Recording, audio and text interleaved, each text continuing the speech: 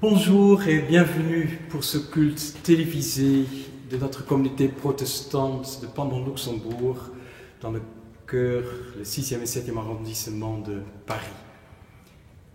Comme vous voyez, je me trouve ici devant ce beau vitraux tout neuf de notre temple renouvelé dans cette année 2020 et avec cette ouverture sur la rue Madame et la cité, on va dire, avec ces flammes qui bougent. C'est la flamme de la parole pour nous, qui est toujours vivante et qui vient vers nous rejoindre nos vies. Dieu vient rejoindre nos vies aujourd'hui encore, et nous voulons être une communauté saisie par la parole de Dieu et en même temps ouvert au monde, ce monde dans lequel nous vivons et qui traverse une crise comme elle n'est pas connue depuis longtemps, crise mondiale, crise sanitaire, crise sociale, économique, humaine. Ces dernières semaines, renforcées encore par ces attentats épouvantables qui sont aussi faits dans des églises contre des chrétiens. Nous voulons nous rassembler pour accueillir au cœur de ce monde-là la parole de Dieu, pour déconfiner nos vies spirituellement, trouver de l'espérance, de confiance pour notre vie dans ce que Dieu nous dit aujourd'hui. Là où vous êtes, où nous sommes, séparés physiquement, oui, Dieu est présent à côté de vous, par le Christ ressuscité qui habite dans nos cœurs par son esprit. Nous sommes unis dans un même corps, frères et sœurs, au-delà de distances physiques qui nous séparent. Et que pour ce temps de culte, pour que toute notre vie, l'amour de Dieu le Père, la grâce de Jésus-Christ et la communion et la force du Saint-Esprit soient avec nous. Amen.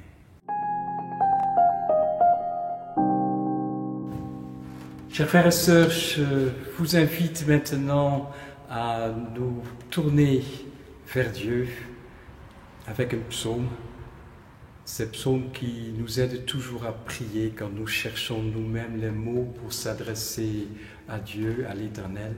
Ces vieilles paroles du peuple d'Israël, les psaumes, sont des prières, des cris humains, où l'homme vient avec toute sa vie, à cœur ouvert vers Dieu, sans rien cacher de ce qu'il vit au plus profond de lui. Dans le psaume 42, c'est un homme qui se plaint en lui-même, qui est dans une sorte de désolation intérieure, qui vit des choses difficiles.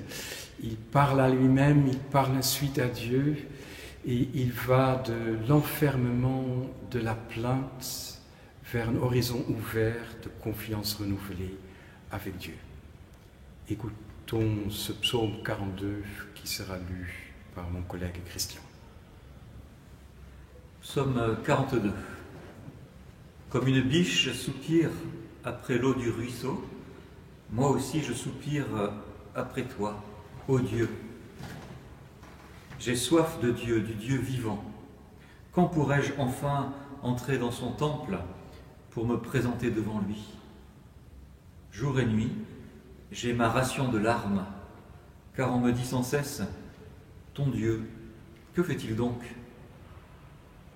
Je veux laisser revenir les souvenirs émouvants du temps où j'avançais en tête du cortège vers la maison de Dieu, avec la foule en fête, criant à Dieu sa reconnaissance et sa joie. À quoi bon me désoler?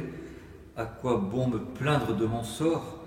Mieux vaut espérer en Dieu et le louer à nouveau, lui mon Sauveur et mon Dieu.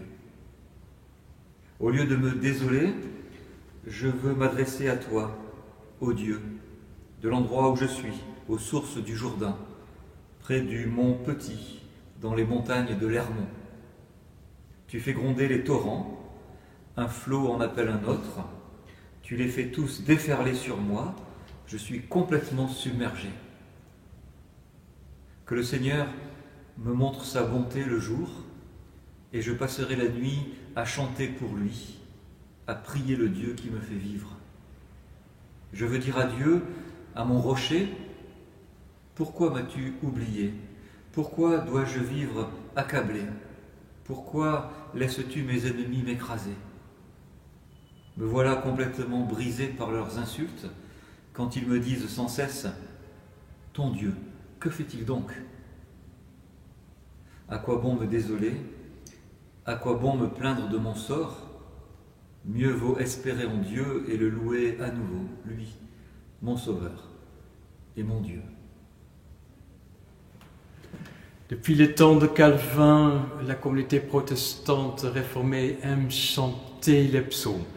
Je vous propose maintenant de chanter ce même psaume 42 et accompagné au piano. Les paroles seront affichées, vous pourriez chanter avec moi.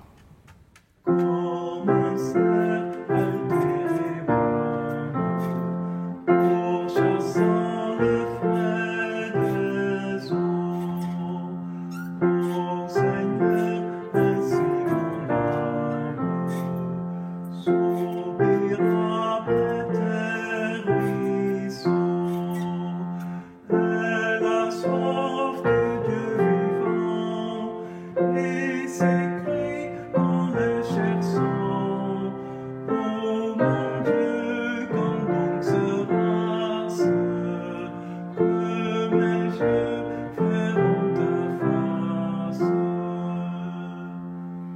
Mon seul pain, ce sont mes larmes, et tes jours dans tous les lieux.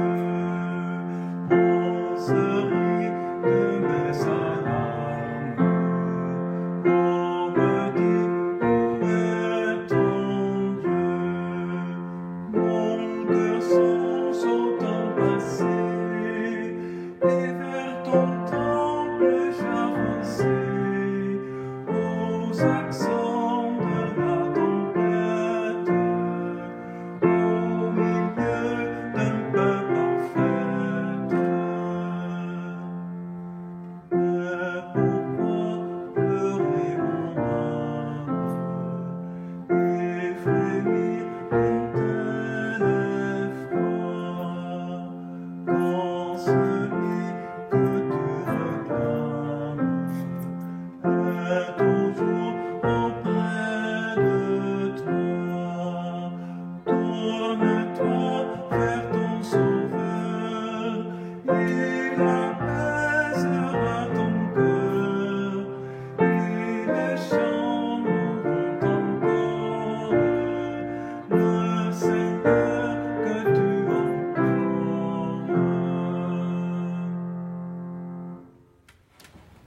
Je vous invite maintenant à dire notre foi chrétienne avec un texte de Alain Ouzillou. Il était une fois un homme, Jésus de Nazareth. Il a traversé notre monde comme une étoile. Il a fait sauter les verrous, les blocages, les tabous. Il redonnait la liberté aux hommes, la joie et l'espoir et la vie intérieure. Alors la force du mal qui déprime, qui écrase et qui aliène les hommes se sont dressées contre lui et il a été environné de ténèbres. Mais il s'est dressé, ressuscité dans la lumière de Dieu, vainqueur des soldats, de Pilate, des pharisiens, des grands prêtres, libéré de son suaire, des aromates et de sa pierre tombale. Comme un bélier en tête du troupeau, comme un premier de cordée, comme un grand frère entraîne les enfants. Il nous amène sur le chemin de Dieu, chemin difficile mais chemin de joie et de liberté, sur ses pas.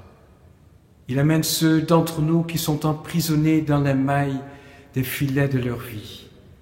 Il invite ceux qui, comme Zachée, sont trop petits, trop coupables pour redresser la tête. Celles qui, comme Marie-Madeleine, ont les cheveux trop longs pour être respectées. Et nous laissons la force qui émane de lui nous arracher à nos ténèbres, à nos tristesses, nos angoisses et nos souffrances, car il nous aimante, nous attire et nous conduit chacun de nous dans son sillage, vers la source de vie, vers la résurrection, vers la vie nouvelle avec Dieu et les uns avec les autres. Amen. Je vous propose maintenant d'écouter un intermezzo musical au piano, un adagio de Jean-Sébastien Bach, inspiré par une pièce de musique de Vivaldi. Ensuite, nous écouterons un passage de l'apôtre Paul de la fin de son épître aux Éphésiens, qui sera lu par Nathalie Ballolena et qui sera le texte pour la méditation après. Écoutons maintenant Jean-Sébastien Bach.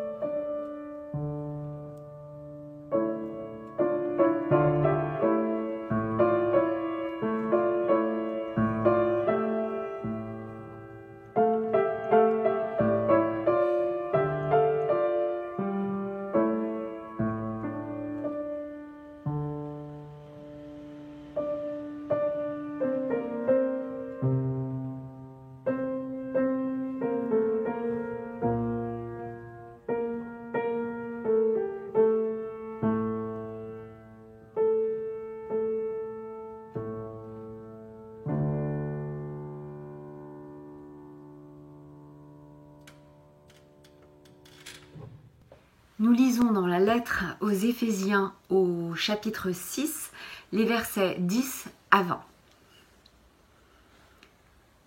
Enfin, puisez votre force dans l'union avec le Seigneur, dans son immense puissance. Prenez sur vous toutes les armes que Dieu fournit, afin de pouvoir tenir bon contre les ruses du diable. Car nous n'avons pas à lutter contre des êtres humains, mais contre les puissances spirituelles mauvaises du monde céleste, les autorités, les pouvoirs et les maîtres de ce monde obscur. C'est pourquoi saisissez maintenant toutes les armes de Dieu. Ainsi, quand viendra le jour mauvais, vous pourrez résister à l'adversaire et après avoir combattu jusqu'à la fin, vous tiendrez encore fermement votre position. Tenez-vous donc prêts. Ayez la vérité comme ceinture autour de la taille. Portez la droiture comme cuirasse. Mettez comme chaussure le zèle à annoncer la bonne nouvelle de la paix. Prenez toujours la foi comme bouclier. Il vous permettra d'éteindre toutes les flèches enflammées du mauvais. Acceptez le salut comme casque et la parole de Dieu comme épée donnée par l'Esprit Saint. Tout cela, demandez-le à Dieu dans la prière. Oui, priez en toute occasion, avec l'assistance de l'Esprit. À cet effet, soyez vigilants et continuellement fidèles. Priez pour l'ensemble du peuple de Dieu. Priez aussi pour moi, afin que Dieu m'inspire les mots justes quand je m'exprime et que je puisse révéler avec assurance le secret de la bonne nouvelle. Bien que je sois maintenant en prison, je suis l'ambassadeur de cette bonne nouvelle. Priez donc pour que j'en parle avec assurance, comme je le dois. Seigneur, ta parole est vérité, sanctifie-nous dans ta vérité. Chers frères et sœurs en Christ, vous venez d'entendre ce texte de l'apôtre Paul dans sa lettre aux chrétiens d'Éphèse, où il les invite à se revêtir d'une armure spirituelle pour tenir bon, résister, traverser de ce qu'il appelle les jours mauvais, dans ces temps obscurs, comme il est dit. Je pense que ces paroles de l'apôtre Paul nous invitent à réfléchir sur la manière que nous pouvons traverser, vivre ces temps difficiles qui sont les nôtres avec le Seigneur,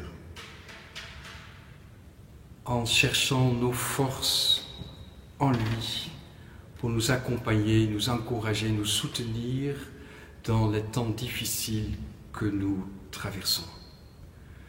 Oui, les temps sont mauvais à nouveau avec cette deuxième vague de la pandémie qui impacte à nouveau toute notre vie en société, nos vies personnelles. Et c'est une épreuve que nous traversons collectivement, personnellement. Nous vivons tous avec beaucoup d'incertitudes de jour en jour. Les hôpitaux sont à nouveau remplis de malades, presque débordés. À nouveau, beaucoup d'entre nous vivent un vrai temps de solitude. Cela impacte aussi toute notre vie sociale, nos vies familiales. C'est un temps qui est source d'angoisse, de stress, d'incertitude pour beaucoup. Comment, en tant que chrétiens, nous pouvons traverser ce temps en ne pas seulement compter sur nous-mêmes, mais de compter aussi sur le Seigneur, qui veut nous rejoindre, nous encourager, nous donner sa force. Paul parle, vous l'avez entendu, des armes spirituelles. Non, il ne parle pas des armes qui tuent, qui détruisent la vie, mais des armes spirituelles qui sont source de vie, les armes de la foi. Et vous l'avez entendu qu'il développe la métaphore de l'armature d'un soldat romain pour parler du casque du salut, du bouclier de la foi, de l'épée de la parole, des sandales de zèle de l'annonce de l'évangile de la paix. Paul avait été un combattant qui avait persécuté les chrétiens en tant que pharisien à Jérusalem, vous le savez. Mais après sa rencontre avec le Christ, il sait désormais que le seul combat que nous avons à mener est le combat au nom de Christ pour l'homme justifié, gracifié, sauvé dans le Christ, l'homme aimé de Dieu, tout homme sans exception. Et ce seul combat qu'il faut mener pour Paul est celui d'un combat pacifique, le combat de l'amour et du pardon, de cette bonne nouvelle de la paix, de la réconcilier de Dieu avec tous les hommes. Mais Paul sait aussi que ce combat, nous ne devons pas mener par nos propres forces humaines, mais avec la force de l'Esprit de Dieu. Paul avait fait plusieurs fois l'expérience dans sa vie de sa propre faiblesse humaine et que Dieu avait mis sa force dans sa faiblesse, sa grâce dans sa pauvreté. Oui, Dieu est celui qui veut manifester sa présence, sa puissance, justement là où nous nous sentons pauvres, dépassés ou démunis. Et Paul, quand il écrit ces paroles aux chrétiens d'Éphèse, vit justement une situation très difficile, pour ne pas dire il est confiné, parce que Paul est en prison à Rome. Il est à Rome en attendant son procès devant l'empereur. Il avait été arrêté à Jérusalem par d'autres juifs qui le reprochaient d'être un fauteur de troubles dans les synagogues un peu partout dans plusieurs pays de la Méditerranée. Et il avait fait appel en tant que citoyen romain, parce que Paul avait la citoyenneté romaine, à l'empereur. C'est pourquoi il se trouve à Rome, en prison, avec une certaine liberté. Et c'est vrai parce qu'il peut accueillir des gens en attendant son procès. Donc Paul vit aussi avec beaucoup d'incertitudes à ce moment-là, et surtout confiné entre quatre murs, comme un lion en cage. Parce que rappelez comment Paul est vraiment cet homme de l'énergie redoutable pour l'évangile. Il avait traversé de milliers de kilomètres pour créer des communautés chrétiennes un peu partout. Paul est un homme avec une grande combativité pour l'évangile. Mais il est confiné et vit des jours difficiles, pleins d'incertitudes sur son propre sort. Dans cette situation, Paul ne désarme pas. Il se tourne vers Dieu pour chercher sa force en Dieu. La foi en Christ, dans lequel il se sent quand même un homme libre à l'intérieur de ces quatre murs, libre à cause du Christ.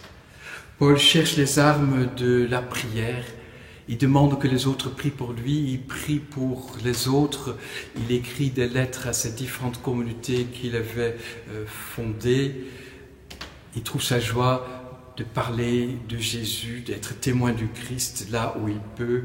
Il espère d'être aussi témoin du Christ devant l'empereur. Paul, c'est vrai, il désigne aussi un adversaire dans ce combat qu'il nomme Satan, le diable. Rappelons que le diable est la manière que dans la Bible on personnifie le mal et les forces qui nous divisent. C'est une figure, aussi une métaphore en quelque sorte de toutes ces forces de division qui veulent nous séparer de Dieu et séparer des autres. Paul prend des moyens pour rester en lien, en communion avec les autres, entre autres par la prière et par la méditation de la parole de Dieu. Il se donne les armes de l'esprit pour tenir bon jusqu'au bout dans ces temps difficiles.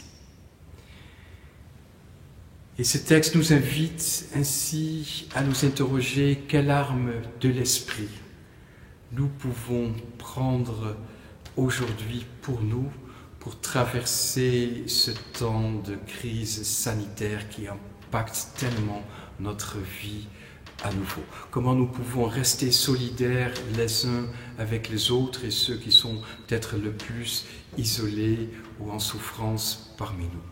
Comment nous pouvons garder une espérance pour nos vies, pour la société, pour demain, pour des jours meilleurs.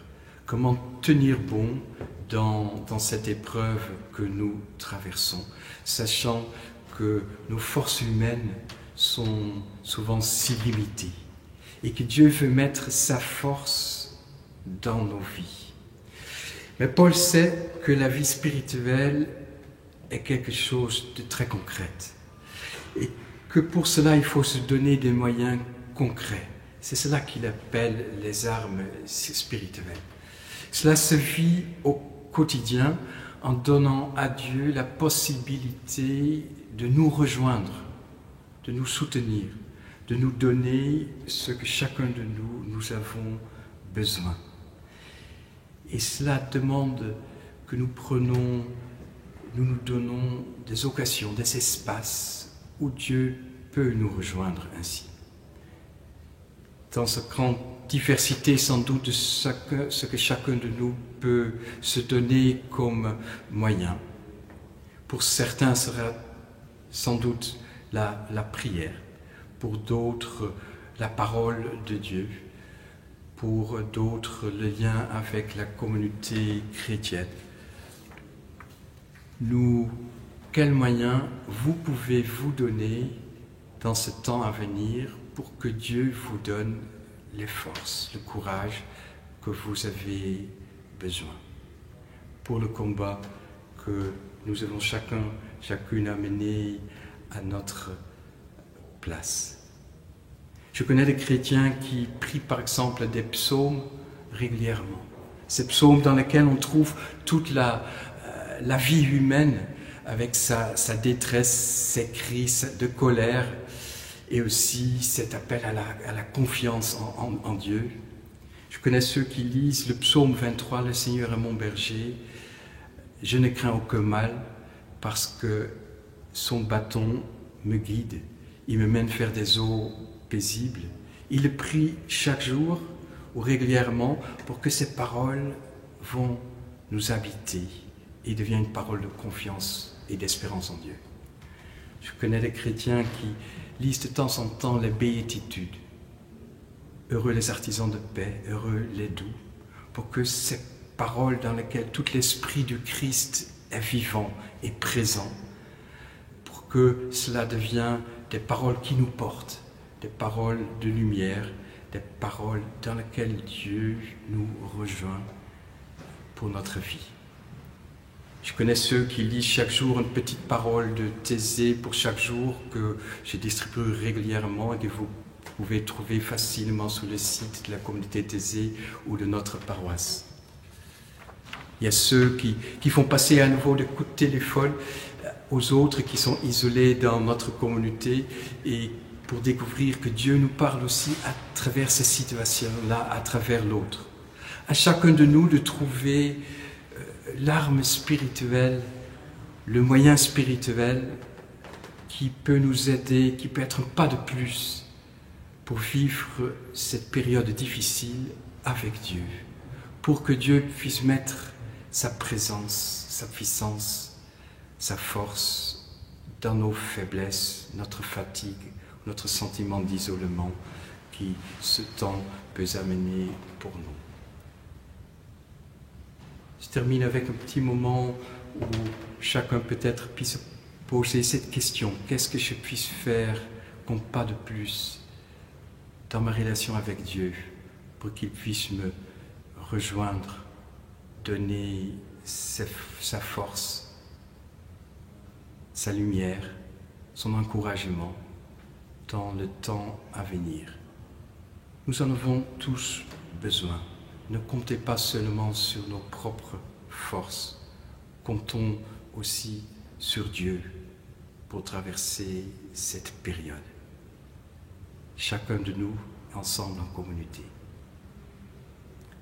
Amen.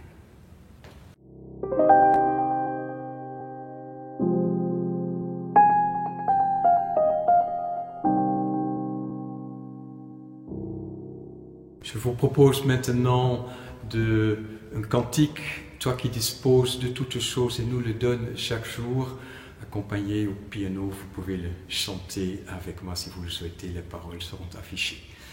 Après le cantique, Bertrand Dical présidera pour nous la prière d'intercession et nous aidera à prier.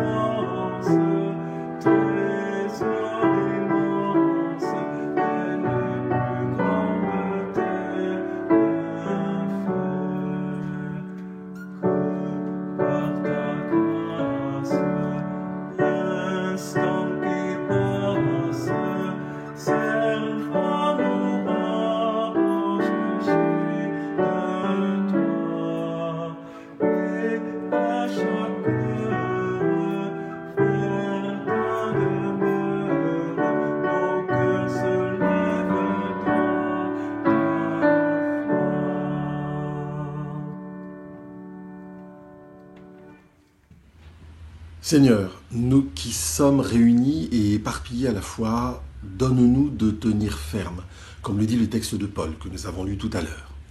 Seigneur, accorde-nous de ne pas nous perdre de vue, nous qui sommes solitaires devant nos écrans. Nous te remettons, Seigneur, toutes nos sœurs et tous nos frères qui sont sur le réseau en même temps que nous, ou plus tard dans la journée, ou un autre jour de la semaine, ou plus tard encore au hasard de leur navigation. Seigneur, nous te remettons les inconnus qui ne sont jamais venus dans nos deux temples et qui sont avec nous à cet instant, derrière leur ordinateur ou leur téléphone. Seigneur, nous te remettons tous ceux dont le visage ou la voix nous reviennent à la mémoire quand nous pensons à notre Église. L'ami que nous retrouvons au culte, la jeune fille dont nous avons vu le baptême, la vieille dame dont nous ne savons pas le nom, le gentil monsieur que l'on voit de temps en temps. À tous, Seigneur, donne le courage de traverser cette période. Donne-leur de ne pas être frappés par le virus, de supporter l'isolement forcé, la tempête économique, les incertitudes multiples qui accablent tous et chacun. Surtout, Seigneur, nous te remettons tous ceux qui ne peuvent nous entendre aujourd'hui. Pas d'ordinateur, pas de téléphone portable, pas trouver le lien, pas envie de se connecter ou tout simplement plus d'énergie pour espérer. Tous, les solitaires, les incrédules, les perdus, les isolés, les tièdes, tous, nous te les remettons. Donne-leur la force de tenir ferme malgré les murs, malgré l'inquiétude, malgré les difficultés, malgré l'ennui. Donne-leur la force d'entendre ta parole. Ta parole qui met en mouvement malgré l'immobilité forcée.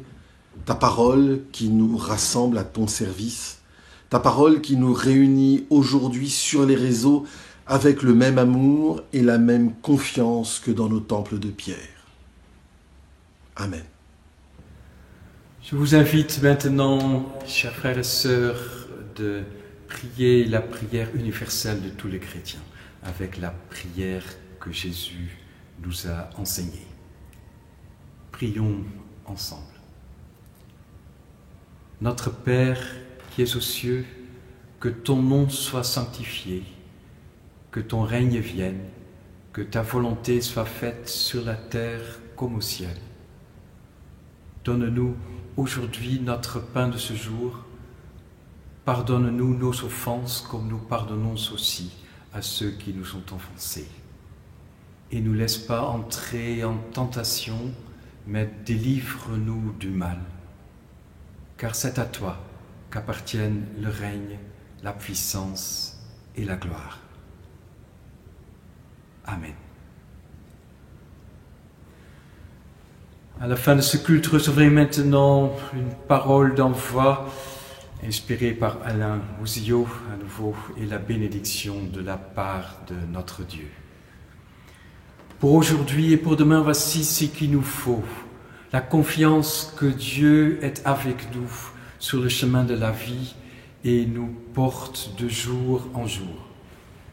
Il nous faut un faible pour l'amour et la tendresse et un peu d'humour et de détachement quand les jours sont difficiles. Soyez bons les uns avec les autres et soyez aussi bons avec vous-même. Car en tout temps et en tout lieu, l'amour de Dieu nous couvre, nous bénit et nous enveloppe de toutes parts. Soyez en paix. Amen. Je vous souhaite un bon dimanche à tous, une bonne semaine malgré les circonstances qui sont les nôtres et pas faciles. N'hésitez pas de visiter les sites de notre paroisse, il sera affiché tout à l'heure, aussi pour faire à travers le site, voir comment vous pourriez faire un don pour soutenir notre vie d'église si vous le souhaitez. Merci beaucoup, bonne semaine à tous, à bientôt.